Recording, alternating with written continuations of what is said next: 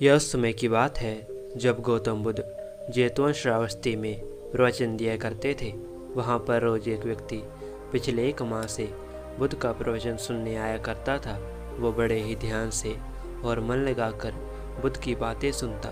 बुद्ध अपने प्रवचनों में लोभ, द्वेष और अहंकार का त्याग कर जीवन में परम उद्देश्य की प्राप्ति के लिए उपदेश दिया करते थे। एक दिन वो व्यक्ति बुद्ध के पास आया और बोला, हे बुद्ध, मुझे क्षमा करें। मैं पिछले 1 माह से आपका प्रवचन सुन रहा हूँ, लेकिन मुझ पर इसका कोई भी असर नहीं हुआ।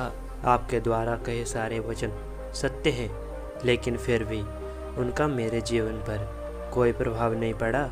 मेरा जीवन जैसा पहले था आज भी वैसा है, उसमें कोई भी बदलाव नहीं आया है। मैंने सोचा था कि अगर आपका प्रवचन सुन लूँगा तो मेरा जीवन बदल जाएगा, फिर भी ऐसा कुछ नहीं हुआ।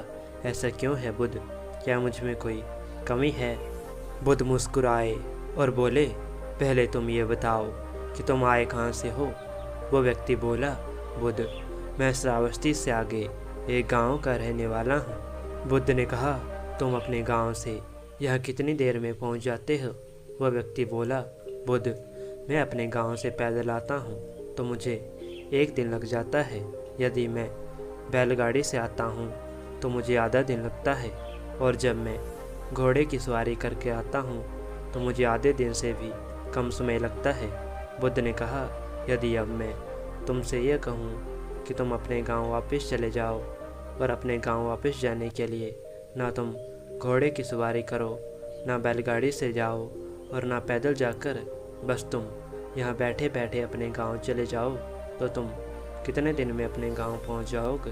वो व्यक्ति बोला, बुद्ध, आप ये कैसी बातें करते हैं?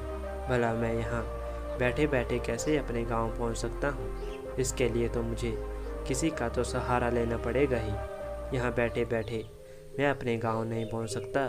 ऐसे तो मेरी सारी ज़िंदगी बीत जाएगी, तब भी मैं अपने गांव नहीं पहुँच पाऊँगा। बुद्ध ने कहा, सही कहा तुमने। कहीं पहुँचने के लिए चलना ज़रूरी है, बिना चले हम कहीं नहीं पहुँच सकते। तुमने पूछा कि क्या तुम में कोई कमी है?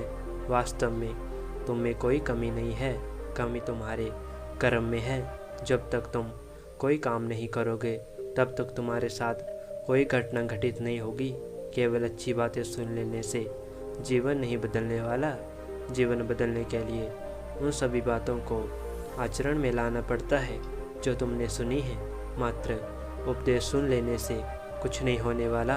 वह व्यक्ति बोला, बुद्ध, आज तक मैंने यही जाना था कि सत्संग करने से पुण्य मिलता है, और उस पुण्य से हमारा जीवन बदल जाता है और सुख समृद्धि आती है। लेकिन आज आपने मेरी आंखें खोल दी। आज मैंने ये जाना कि सुन भर लेने से जीवन नहीं बदलता, हमें सत्य को अपने आचरण में लाना पड़ता है। इसके लिए मैं आपका बहुत आभारी हूँ, और आज से मैं आपके हर कही बात को अपने आचरण में लाऊंगा। दोस्तों, इसी तरह कोई भी काम सुनने मात्र से नहीं होता, उसके लिए हमें उसे अपने जीवन में उतारना पड़ता है, कर्म करना पड़ता है, तभी अपनी मनचाही सफलता पाई जा सकती है। धन्यवाद।